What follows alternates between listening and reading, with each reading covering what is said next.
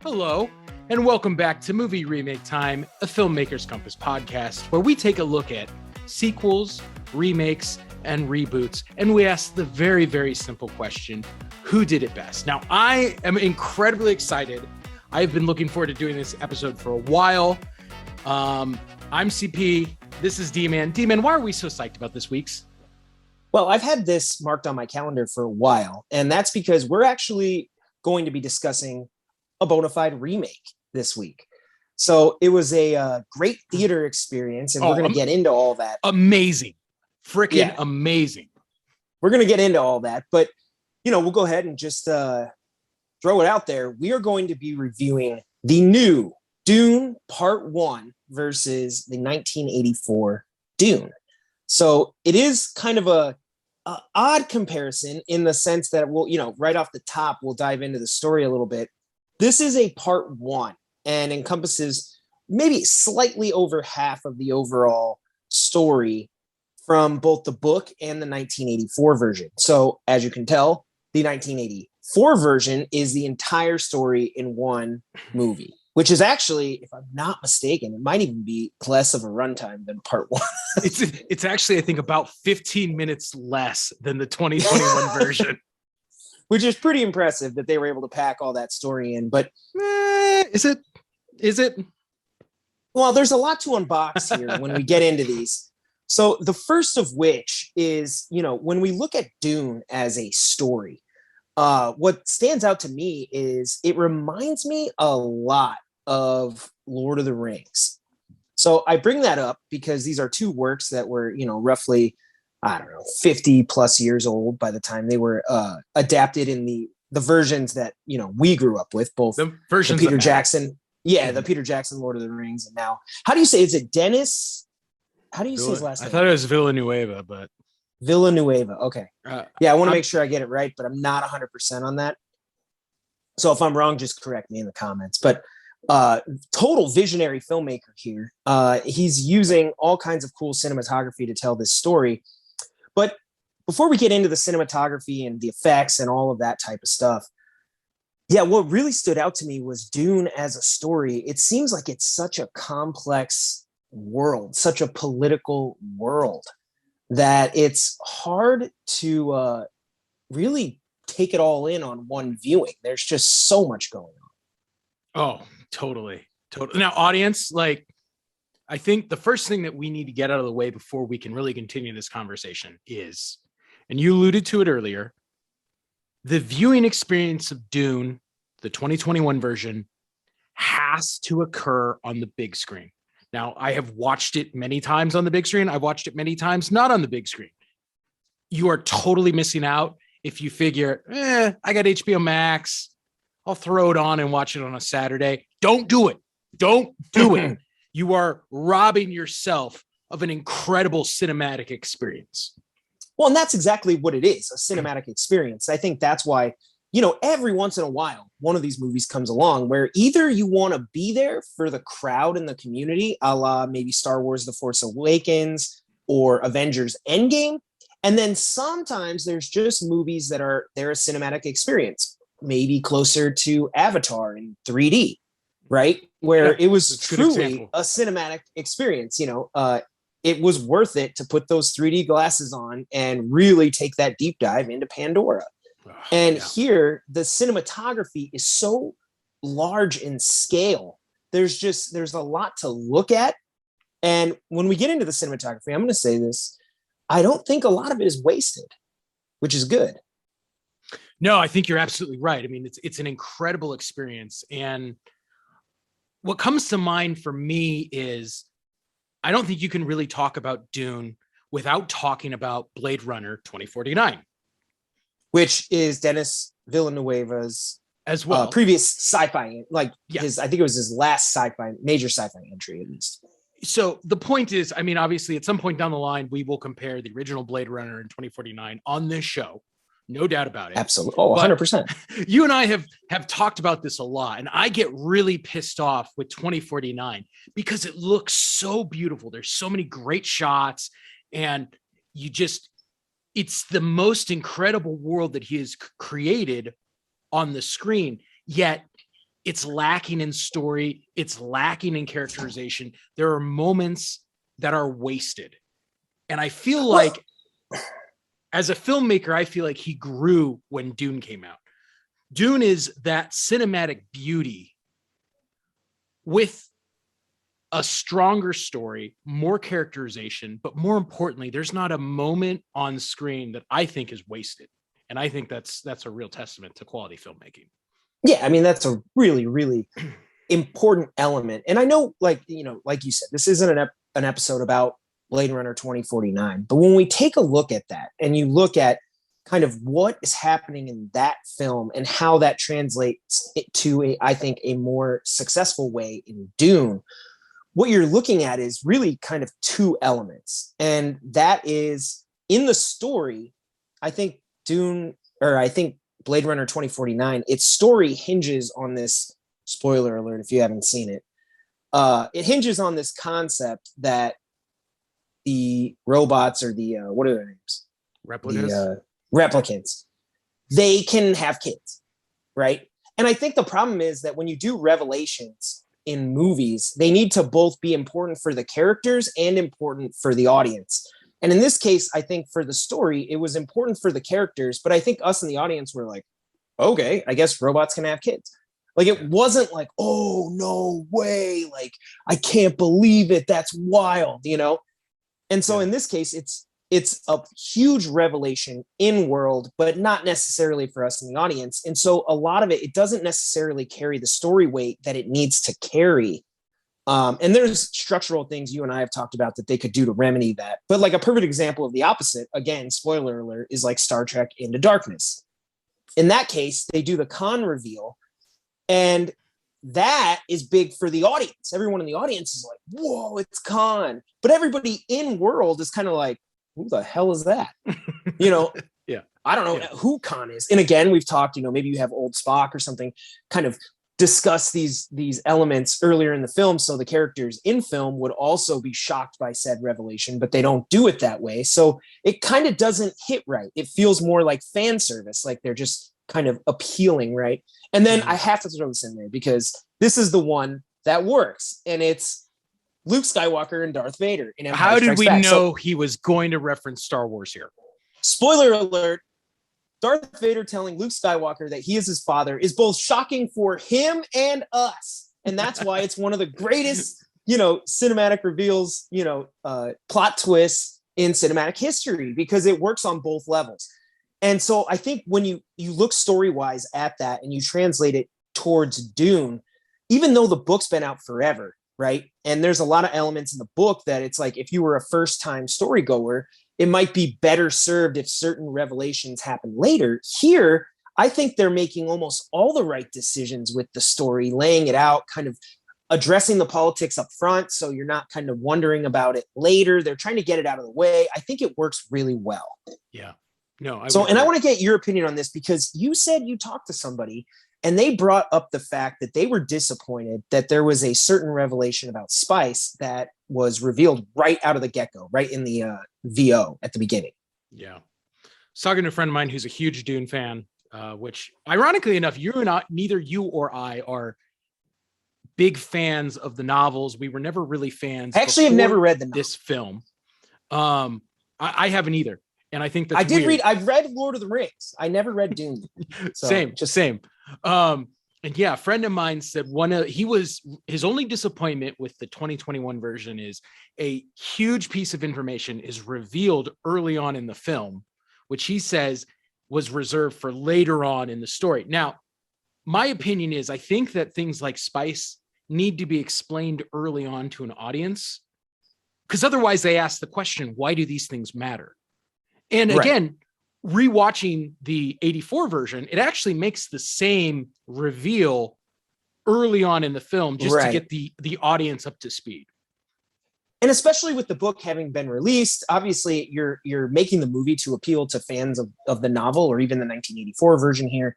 So you can assume that there's a sizable amount of moviegoers that are already familiar with that reveal. And there's no reason to hang on to it simply because a couple people didn't read the book, in my opinion. I think you get to it. You jump right into the story, right? there's some reveals that you have to save, like, Professor Snape and Harry Potter. Like, you don't got to knock that one out. Yeah. But I mean, there's other things that it's like, I mean, hey, this is, really what we're talking about is in the beginning of the movie, they reveal that spice is important, not only as kind of a life and mind altering, or a life-giving and mind altering kind of substance. It also is important for interstellar travel. And it's impossible without it in this kind of world they've built. And they just get to it right up front, even though, later in the novel, it's used as a big revelation. I think about like, at the climax, like about 3/4 through the book. Mm-hmm. So, but I think they're doing it right. So before we move on, I mentioned earlier that there was a second reason that I didn't think Blade Runner 2049 worked, and Dune does. And that is, honestly, a little bit of cinematography. I think in the original Blade Runner, I think they use these big grand shots of LA and ships flying and, Coca-Cola signage to really kind of give us a scope, scale, and idea of what the world is like in this Blade Runner future. And they do it to great effect. I mean, Blade Runner, Sean, if you're listening, Blade Runner has inspired a lot of works, whether it's in other science fiction, video games, anime. It's definitely had its influence on people's opinions about the future. Absolutely. And the problem here is in Blade Runner 2049, they use these big scoping shots, like massive shots, but they don't really add a whole new dimension. And the problem, I think, is they really linger on these shots for a long time. And mood-wise, this works because the score in Blade Runner 2049 is amazing. Like, you could probably, if you wanted to, you could probably just like take shots of the cinematography and play the score over it and put it on at your work desk, and you'd get a lot done. It's amazing. But story-wise, like you said, it doesn't advance the story very much. It doesn't take us to new depths. It doesn't really show us a world all that different from the original Blade Runner. And so these large shots don't necessarily serve the story so much as they are just beautiful to look at. Come all the way back to Dune in part 1 in 2021. Here, I think the cinematography and the shots are really serving the story. They're showing us worlds that we've never been to, or at the very least, in this new context. Yeah. Right. And they're showing us, how the actual dunes, how the spice works, how the mining works, how Caladan looks, the water planet, there's so much that it's almost like you only get this kind of one shot to really kind of show us, unless you're going to follow these people into town, which they don't do. Mm-hmm. So they use these great big shots to, a really positive effect. And I think that works really well here. So anyway, I just had to finish my Blade Runner 2049 rant because I can't leave our listeners hanging. No, you're right. And we can't really talk about one without acknowledging the other because they are so linked. Oh, yeah. And they're both, like I said, I'm not knocking 2049. I just think Dune here is maximizing, right? Where I don't think, Blade Runner 2049 got filled all the way to the top of the cup. Exactly. No, exactly. So I think Dune, though, is doing something really great then with the cinematography. And then that takes us back to our original point, which is that's why you should go see it in theaters. Don't miss out. Go while it's there. Don't miss out. It's such an They might re-release it when part 2 comes out. All right, hang on. Oh, top of the episode. I'm really excited for this, but I got to throw it over to you here because why in the world would this studio make a Dune part 1 and not have part 2 lined up? Dude, Warner Brothers, this is the stupidest decision in the history of film. Okay. Like, listen, if we're going to say, get it. We're going to shell out 160 million plus an extra 100 million, let's say, for P&A, right? To promote this film. Then why don't we just lean into it and say, okay, this is close to $300 million. We're committed to bringing Dune and doing it right. Now, if you aren't truly committed to Dune, then either say you have to do it less, or we're going with a different filmmaker whose vision we agree with. But why invest all this money up front, call in this amazing cast of talented actors who, like, let's not kid ourselves. These are busy working actors, and they managed to assemble an incredible cast. I know one of them just wiped out half the universe. So Shout the out, point Josh is, Brolin.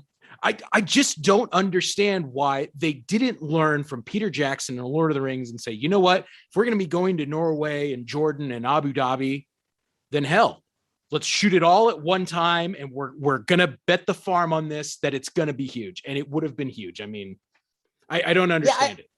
I do have to agree here. It was a little mind-boggling. I didn't know that part 2 was not greenlit. And then I saw it on social media about a week after, maybe a couple of days after Dune released, to good reviews and really good word of mouth. So it was interesting to me because once I found out that it wasn't greenlit, I was like, so wait a minute, were you guys like, if it bombed, were you just going to leave it hanging? I mean, how could you invest all this? And it literally brought to mind, like you said, Peter Jackson and Lord of the Rings. I remember I had the extended edition, so I watched the DVD behind the scenes. And they had addressed the fact that initially when he had pitched Lord of the Rings, after Weta Digital had done their like animatic samples that they were proving they could actually make this movie, the studio New Line, I think, was like, well, we only want to do 2 movies. And Peter Jackson was like, listen, if you're going all in here on 2, we might as well just do it right and do 3. Now, in this case, this worked out massively well because the third one, Return of the King, won all the Academy Awards. Yeah. You know, now, not to say that, there aren't, if you were to talk to our friend Matt Helson, he would tell you could probably cut out like 3/4 of that whole trilogy. But I disagree. And I think the same thing. Well, I think the same thing here with Dune, which is, I think you lean into the world building. You right. There's already a 1984 version that crammed the whole thing into one movie. That cut out 3/4 of the story. Yeah. I could almost see it being like like an 8-episode, a 6-episode season of a show. There's just so much world, so much stuff happening that to do it in a cinematic way, it seems like you want a part 1 and a part 2, and you want to do it right. Yeah.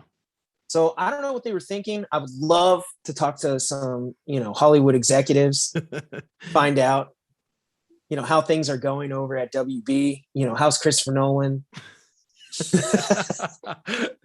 No, that's it's interesting. It's very interesting. So, okay. Obviously, audience, our position here on the new Dune. I really enjoyed it. I did too. I mean, I don't throw this word around a lot when I'm discussing films, but I think it's incredible. And I think part of what makes it incredible is when we compare it to the train wreck that is 1984. So let's just kind of look back on the David Lynch version for a moment. Now, another disclaimer, I'm not a huge David Lynch fan to begin with. His style is very not akin to most of the movies that I enjoy. I mean, obviously he's made some great films, Blue Velvet, think of another one. Mulholland Drive. That was the one I was thinking of. I was like, what's the name of it? Where the girl runs down the mountain, Mulholland Drive. The point is, this was clearly outside of his element. And I think, he's gone on to acknowledge like this was not the type of, I mean, he himself has pretty much disowned the original cut. He said, I was thinking it would be something more akin to 4 hours than what we ended up with. He didn't have final edit. So in his defense, not the movie he wanted to make. Also, I think we can both agree, probably not the style of movie he should have made as a director and an artist. Well, what's interesting too, when you say that he wanted to distance himself, I didn't know this. Apparently he used an alias in future releases of that movie. So when you look at the actual director credit, it doesn't say David Lynch. It says something else. And that was because he really did not want to be associated with it. Even though, I mean, obviously he always will be, whether he loves it or not. But I think it's really weird. First of all, another opportunity to interject your favorite subject, Star Wars. David Lynch was originally one of the people who Lucas approached about directing Return of the Jedi. Oh, I did not know that. So glad it didn't happen, because based on this, I think that movie would have totally tanked. Now, that technically would have come out before this. And if he had directed Return of the Jedi, he probably wouldn't have directed Dune. So who knows what we would have got. Fact. Also, Ridley Scott was very interested in bringing Dune to the big screen in the late 70s. And then he went with Blade Runner. So, it's kind of interesting in the sense that this has been an ambitious film project that a lot of people wanted to see happen before it did. I don't listen, I think in my mind, I always remember the 1984 cut of Dune being a 4-hour movie. So I was absolutely shocked when I watched it leading up to this episode. Oh, it found out it was only through. 2 hours and 15 minutes because it's the longest 2 hours and 15 minutes, the most convoluted 2 hours and 15 minutes of my entire life. Yeah, it's crazy because when you watch it, there's just so much trying to happen all at once. And that's what I think this version, the 2021 version of Dune, gets right, is it gives you time to sit and watch. And it allows the filmmakers, the set designers, right? It allows them to get down to the detail that a movie like Dune deserves. And I think the number one thing you can say about the 84 version is that, it didn't age well. Dude, it's very campy. I don't even know if it's campy. I think it's full on cheesy. And it reminds me of it's old a little tough 1960s Star Trek episodes. And the difference is it's from the 60s and made for television. Now, and we just talked about Return of the Jedi. We just recently did an episode on Ghostbusters. There's movies from the 80s that have aged fantastic for the most part, right? Now, granted, I'm not usually watching the Return of the Jedi cut that released in theaters, but I mean, damn it, if that movie doesn't still play amazing. Well, Dune does not. It doesn't. Well, and that was the comparison that kept going by in my mind. I mean, even everything from, the model work to the CG but even the very basic things in costume and art design, when you compare it to Star Wars, which came out doesn't hold 7 years before, you're like, this is night and day. When you watch the Sardaukar in the 1984 Dune kind of run across the desert, I'm like, it's like you just grabbed a bunch of people off the street. You're like, put on this costume and get out there. Whereas you look at the costume work and the attention to detail from the Star Wars movies, and it's mind blowing. Well, I mean, it makes sense why those have somewhat of a timeless quality and they've endured over the years, and Dune has, faded into remakes. Now, I don't want to get into whether or not Force Awakens is a true remake, but we'll get into that on this another day. We're bringing up all kinds of stuff we're going to check out. But yeah, it's interesting because I think the number one thing that stands out from a viewing experience to me is, and they're so different, is the Baron. Oh my gosh. The 1984 version, I mean, it's almost laughable when you watch the boils on his face and he's flying around. Oh my God, how could you like let's say I wanted to show that movie to my kids, or even my wife hasn't seen it. Like I show her, I mean, how could she take that serious? I'm like, no, when you watch, and then you watch Skarsgård as the Baron, and you're like, that is like a creepy, evil. He's so gross. He reminds me of Jabba the Hutt. Yeah, like he's so gross. Like he's eating. He's overweight, but awkwardly overweight. He's floating. He's making weird noises. Like, yeah. You're like, what the hell? This guy's freaking me out. But the one in 1984, I was like, I mean, no offense to the actor himself, it's mostly the actual effects, the lighting and set design. I was like, this is so, it was like neon green. I was like, am I at a rave? Like, what is going on? Yeah. It was just, I don't know, it was weird. And it weird in a way that isn't charming. It's sometimes there's things that aren't very good, but you're like, they have a charm Starship Troopers has that weird, but it's alluring and you love it. Yeah, you're like, whatever. This is pretty dope. Yeah. So I hear, but this is the number one thing I have to give the 84 version, and this is true because the tone of the 2021 one is somewhat very serious, very somber. There's not a lot of laughs. I mean, to its credit, 1984 Dune is a lot more fun.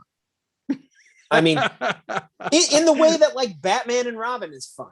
You know what I mean? Like if you watched it back then and you enjoyed it, you know, it didn't age well, but I mean, you could still have a good time watching. You know, it's almost like I said, it's kind of like campy fun. If you get into it and just accept that, you know, it's not new Dune, you're like, yeah, I mean, you could enjoy it. I think there's definitely more to laugh at. That's for sure. No, I think, in my opinion, the one thing that I do think the original Dune does really well is I actually love the Dune score. Okay. Like the Dune theme. I think that's a great theme. I think one of the problems I have probably the only problem I have really walking out of the 2021 one is, from a music standpoint, we don't have an iconic score that you can walk away humming. A lot of that is Hans Zimmer said, hey, my dream has always been to score Dune. So he was so thrilled when he got the ask to be involved with the project. He very intentionally set about trying to create a score that we'd never heard before. You know, they invented new instruments, and he said, wow, I want this to sound like it's not of this world. And it does. And I mean, the score itself is fantastic. I just wish that there was that theme that you could hum while you're, you know, cooking breakfast. And the 84 one does that. So, yeah, I know, right? Like, honestly, think about like the Avengers theme. Like, you could literally play the Avengers theme like when you're going to serve dinner. You could play it when you're going to take a dump. You could, you know what I mean? Like, when that note hits, you just feel like a hero. Yeah, it's so well done, and you can hum it. And I don't know, it's a lot of fun when these movies do tend to reach those levels. Like, I mean, obviously, one of the greatest scores of all time across a trilogy is Star Wars, but it's remarkable. Like, to this day, like, I'll watch, it's Christmas season. You go to YouTube, you type in Star Wars Christmas, and you see people who set up their lights and they play to all the different Star Wars themes. Like, you hear Star Wars music at football games. You know what I mean? Like, it was so iconic. Not that you had, like, that's not one in a million, because it was John Williams. I mean, he's done it like 8 times. Yeah. But at the same time, it's like, I understand what you're saying. You want Dune. It's like, oh man, to really stick the landing, we got to walk out with that moment where you're like, oh, that was amazing. Yeah. You know, that Avengers 1 moment where they spin the camera around all the Avengers and the theme plays, and you're like, oh my God, I've waited my whole, comic book geek life for this moment in movies. No, and absolutely. It totally was amazing. And, I'm sure there's a lot of people out there where Dune, it was like, oh man, and maybe, I mean, not to say that it's only part 1, but typically you got to introduce a score early so that it kind of hits later. It's got a crescendo. So I don't know if they can pull it off in part 2, but I mean, I would like to see a little something, because I know what happens, but if you watch 1984, if you watch 1984 version, then you should know what happens. No, again, when we're comparing the two versions, it is actually very almost surreal. There are scenes which are dialogue for dialogue and almost beat for beat identical between the new version and the old version. And do you think that's just because they lift some text out of the book? That's got to be it. It just, in my takeaway was, wow, you can really see how faithful the adaptations were to the novel if they're both like line for line the same. Again, I think in in every one of those situations, the 2021 version is better. And part of it is that the 2021 version, as we said, it just gives it the time to marinate and breathe. These things aren't so compressed that by the time the scene's done, you're still trying to figure out what happens, right? Yeah. I think the other major crime about the first one is there are so many actors, but none of them get the opportunity to own these characters and really make them their own, because it's almost like they're introduced, they say their name, the audience has moved on and forgotten who they are and why they're integral to the story. It felt very almost soap opera-y. when I was Yeah, watching it. and I mean it is an adaptation, but there's also something to be said for, you know, Luke Skywalker, Han Solo, and Princess Leia. They're easy to say. They're easy. They're memorable. Skywalker is incredibly memorable as a name, right? It's, you know, Harkonnens. There's, you know, like, you're like, I don't know. Well, but even more than that, I mean, I know it's an adaptation, so it's like you can't do anything about it now, but it's like, you know, kind of hard to say. No, I mean, that's I don't true. know. But even more than that, I mean, when you compare Jason Momoa's version of Duncan, Idaho, first of all, total badass in the new Dune. That's a good name too. Great name. I was actually gonna say, I was like, if anything was named right in that movie, it's Spice and Duncan, Idaho. Like, and I know in the book Spice has like technically a different name, but they basically just, they're like, it's Spice. Yeah. I mean, he is what probably in, you know, his character is a central portion of most of the first movie, right? You know, there's periods where he kind of disappears and comes back and does his thing. But when you compare it to the 1984 Dune, the character of Duncan, Idaho is in it for like a total of 2 minutes. Yeah. And I'm just like, you know, you took this character who everyone who reads the book loves. In fact, he was so beloved that he ends up coming back in some way that we won't get into in the book series. Yeah, fun fact, in the book series, I think he actually appears, I don't know in what form, but he appears in every single book. Yeah. Right. The only character. Everybody loves this guy. Jason Momoa makes him be such a badass. And just when you compare the 84 version, you're like, that is not what we got at all. He's an afterthought, a throwaway character. And I think it's kind of a crime for the novel. And what a disappointment for the actor who probably read the book, thought, I get to play this badass soldier dude. How cool. And then they're like, oh, by the way, you only need to be here for like 1 day of filming because that's all you got, bro. Yeah. No, and I thought him, Jason Momoa and Josh Brolin were really the only two places where we got a little lightheartedness, a little comedy. Most of it, I mean, you need characters like that to just relieve sometimes some of the tension, you know, because this all builds up and it gets serious. Well, when things are like too serious and you can't have fun, sometimes you're kind of like, you turn off a little bit. You're kind of like, you know, it needs to ramp up and ramp down so that you can, you know, take me on that ride, that roller coaster. And they're kind of the two characters that I thought, you know, in the movie, they're used to that effect where when they tend to be on screen, right? Like whenever anybody would come up to Leto, you know, Josh Brolin would always have a knife to their throat. Yeah. You know, like he was always making little comments about this and that. I was like, yeah, those two, they definitely needed to be there. You know, that's a good comparison too. I mean, when you compare the Gurney Halleck by Josh Brolin, I'm like, yeah, this is like a grizzled old soldier that has proven himself time and time again. You compare it to the 84 version with Patrick Stewart, and don't get me wrong, I love Patrick Stewart. I love him as Professor X. I love him as Picard. Oh, sure, yeah. This is not a role that he was cast correctly in. You know, he's bald on the top. He's got the hair like mine in the back. And he's supposed to be the badass, you know, soldier from the House of Atreides. Did not get that in any way. Yeah. So, you know, it was one of those things. I think the casting was better. We have to acknowledge that. And I even thought, you know, I'm not exactly sure how to say his name. I think it's Timothee Chalamet. I thought he did a very solid job as Paul Atreides.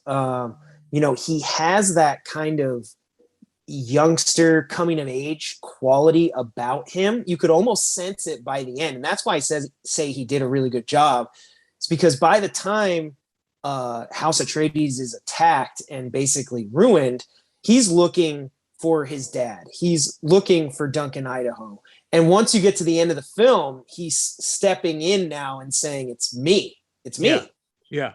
You know, I can't look to these other people. In the movie, they do a good job of this, of stripping those people away as it goes on. You know, everybody tends to fall. And by the time you get to the end of the movie, you're like, oh shit, like half of the Atreides characters are dead, or probably more than half. Yeah, like no, you're right. It's crazy.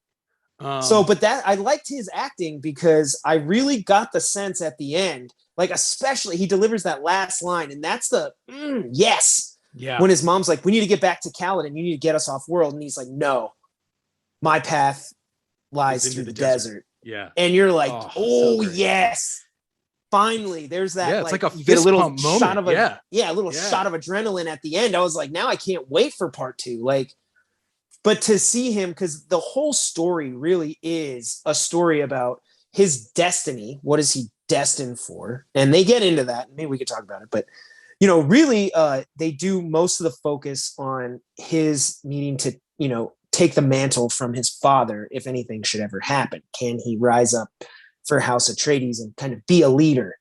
And that's really where the movie goes. He's a talented kid. Obviously, like we said, when you get into his destiny, he kind of has superpowers and this and that.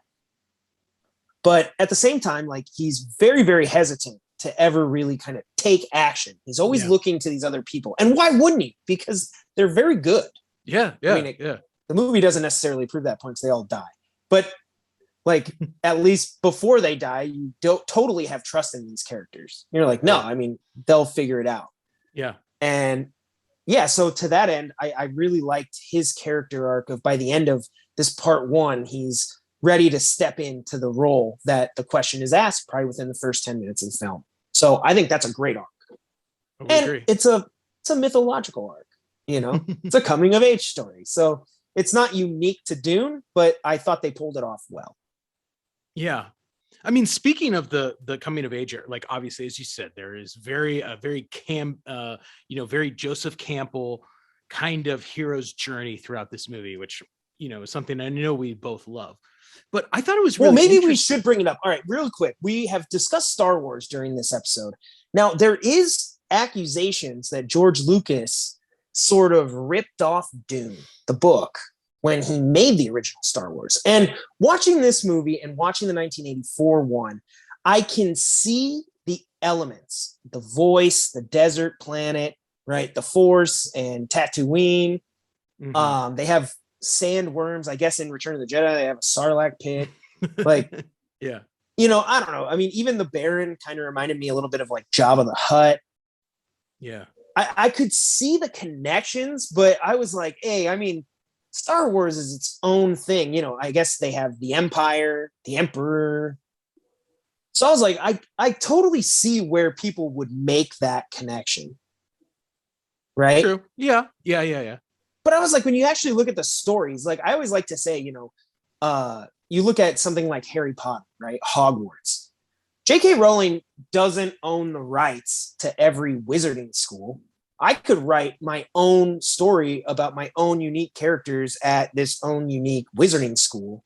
So like she doesn't own that, but she owns the copyright to Hogwarts and Harry Potter and all the names and all the stuff, right? I just can't use those things.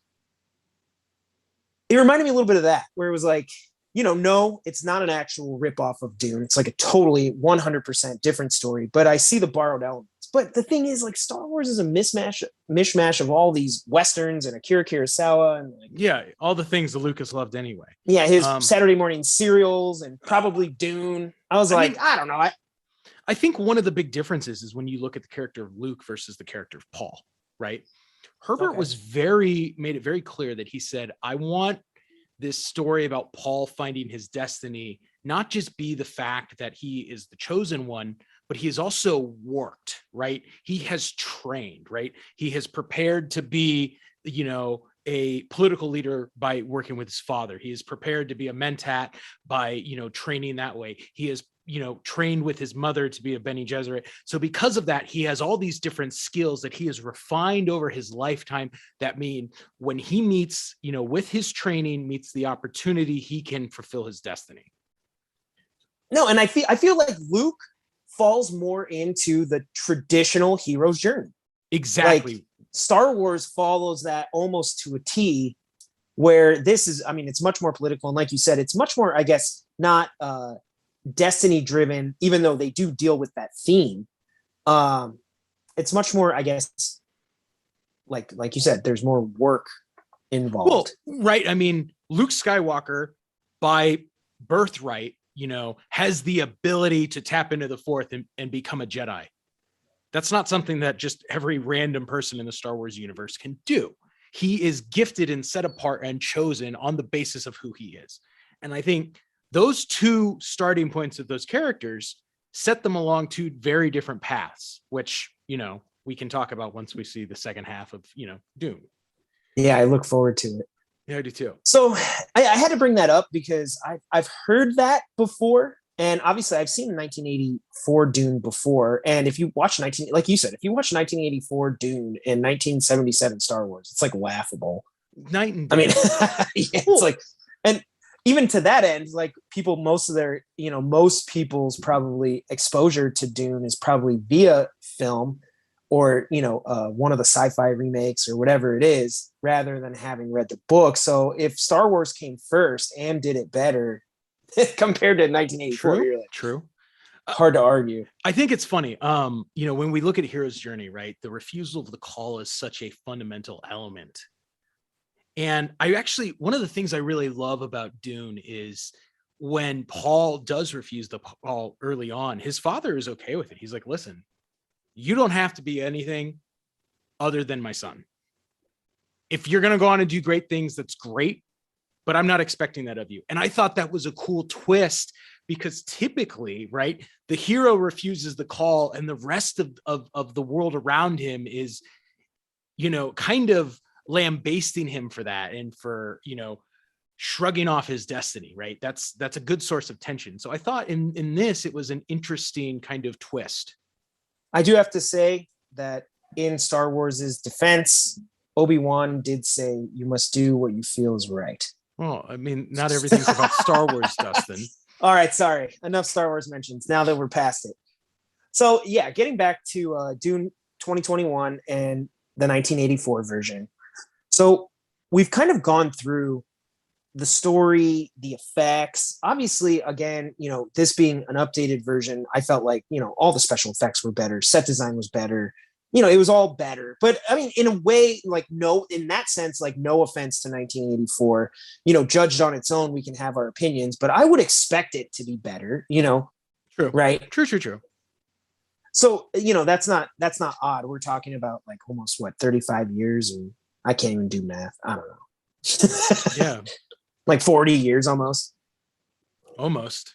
I don't know. But anyway, yeah, so that I like you said, I liked the theme from the 1984. I liked that the 1984, I felt it was more fun.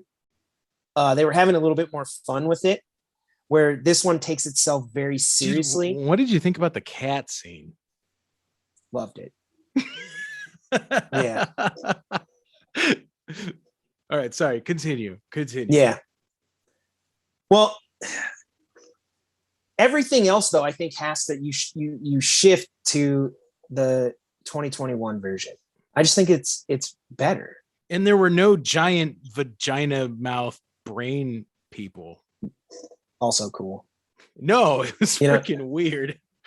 It's like, I don't know. It's like, I'm assuming the people who made Stranger Things had to have watched 1984 Dune. They had to. Yeah, they had to. It's got to be an inspiration somewhere. So yeah, generally speaking, I mean, obviously I really enjoyed the new one. I'm looking forward to part 2. I hope that they're able to kind of close all the arcs, that, we kind of get a complete story. I do have to ask you, okay, here's another element of the 2021 one that I actually heard complaints about. And I heard these complaints about Lord of the Rings. And that is that this movie ends on a cliffhanger. It is not a sequel in the sense that it's just the next chapter or story in the overall thing. It's no, this is it's going to pick up right where this one left off. Right. Yeah. And I actually did hear some complaints. People said they were not a fan of the fact that it didn't end, that there wasn't a conclusion. It just kind of cuts off midway. And I heard I heard a lot of people were upset. And I don't know if they never read Lord of the Rings, but a lot of people were upset at the end of Fellowship of the Ring when they were walking over the hill and you could see Mount Doom in the background. And then it's the music fades out and they're like, what? So nothing happens with the ring. You're like, nah, you got to wait through another movie to find out what happens. To the ring. I mean, listen, I'm with you. Obviously, we've seen Lord of the Rings, we've seen the Hobbit movies. As film going audiences, we are used to sequels that are really just kind of like a cutoff point, and then we're going to pick it up on the next one. Yeah, Star Wars again is a great example. Harry Potter. It's like each year, and then each one has its own complete arc. The bigger point is this: when you go into a movie called Dune, and within the first minute of the film, Dune comes up, and underneath it says Part 1. I mean, how stupid do you have to be to then be surprised that the movie doesn't round up all nicely? It's the first half of the damn movie. They told us that at the start. More importantly, I think it works as a film because if we're following the arc of Paul Atreides, he has made it through the desert. He's come out on the other side, and he has grown as a person. He has decided that he is going to follow his own destiny, not look to others, as you pointed to earlier. He accepts the challenges put before him. I mean, that is we have seen the growth of the character. We've seen the transformation. So from Paul's perspective, that is enough to end a story where I'm like, cool, I saw the growth I need. I don't have an issue with it. All right. Well, I mean, is there anything else you wanted to discuss about Dune while we got the time? Because, I mean, honestly, I think our audience knows where we fall here. It shouldn't be a surprise at the end, which one I think we prefer. But I mean, we really touched on a lot of elements about what was going on here. So I'm always so confused with why Sting decided to be in the 1984 film. Oh, yeah. It seems kind of a way. I mean, like Sting, like one of the biggest musical stars at the time. I was wondering, why you cast him that way. But why was he? I mean, maybe he's just a huge Dune fan. I don't know. For him to just be like, could be. I don't know the answer to that question. We're making a Dune movie, but I thought it was kind of a miscast, right? It's not like he's like there's a character who runs around singing all the time, and they're like, well, let's just make him be Sting. Yeah, no, I mean, like think of like the movie Purple Rain. Prince kind of plays Prince, and that's pretty fine. Well. Yeah, I mean, it was pretty memorable if you like Prince. But what's really weird is that character is not actually introduced at all in the new Dune film. But he will be though, yeah?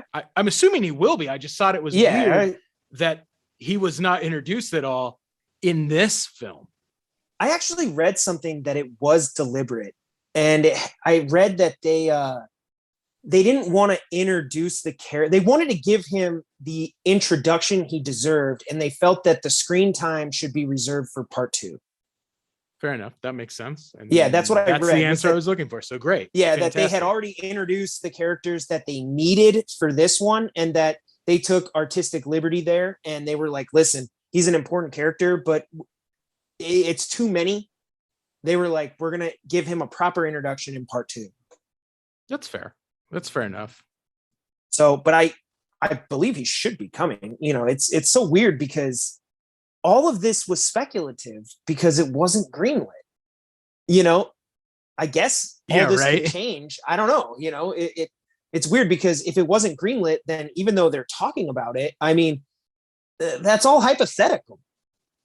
You're like, I don't know. I mean, he should be in it, but who knows? Where, if you make the movies at the same time, you're like, no, he's definitely in part 2. We just moved his story. No, that's a good point. I mean, listen, I don't know what else we can talk about other than just fanboy out for the next 3 or 4 hours, which I'm okay with doing because. What did you think of the sandworms? You mean in both? Like what? Yeah, what'd you think? I think the sandworms in the new one are awesome. They're massive. Right? And they're intimidating, and you're like, wow, that's some straight desert power right there. Yeah. They look so cheesy in the old one, and they honestly look exactly almost like just big tremors. Like, yeah, I was going to say the same thing. I was like, it reminded me of Tremors. Yeah. That's what I wanted to say. I was like, the 1984, it reminds me of like Tremors. And not that, I mean, honestly, who knows if Tremors, some guy read Dune and was like, I'm going to do a modern day. Yeah, Dune. I mean, maybe. And by the way, shout out, Tremors rocks as a movie. The first one's amazing. Yeah. Kevin Bacon, you're great. Absolutely. But So- yeah, no, I just kept thinking, I was like, that looks exactly like, it's like, I wonder if they use like the same graboids or models whatever or they something. are. Yeah. So it was, I mean, that was funny. I really, I mean, I think the new one definitely captured the size, the scale. And one of the really neat things that I loved, they did it twice, I think, but they had characters try to run away, and it was almost like the sandworm created like quicksand. Yeah. And I thought that was kind of a cool effect, because it, like, instead of just having to run, it made it like twice as hard if it's already that close. Yeah, You're that was screwed. cool. That was fun. So yeah, I liked that. Yeah, there was a lot really to take in, and it's a movie. I think Dune Part 1, it's definitely worth a rewatch before Part 2 comes out, so you can kind of get all your names and all the where everybody is lined up, because there's just so much.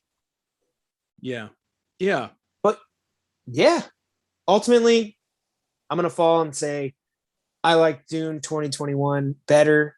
I think 1984, like I said, it's a product of its time. It has its place. It kind of has that campy ability that if you were ever into it, you could probably still watch it and enjoy it. But now that there's a newer version, it's like, I mean, it's hard to go backwards.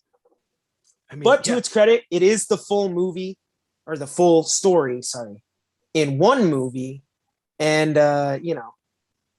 it was interesting. But to me, if, we do Total Rewind and we do Movie Remake Time. And if you're asking me if that movie holds up, I think the answer is no, it doesn't. Like, if I watched Dune 1984 and I didn't know there was a new one, I'd be like, that movie needs to be remade. It needs a new one. We need a new version. Yeah. Because that's not it. It's not it. Now, audience, if you still have no idea what we're talking about, friend of mine that I saw the movie with, different one. Side note, I have now seen Dune in the theaters 5 times. Oh, wow.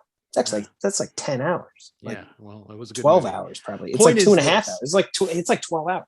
Best comparison that we can give is this, and I have to borrow this from a friend of mine who said it.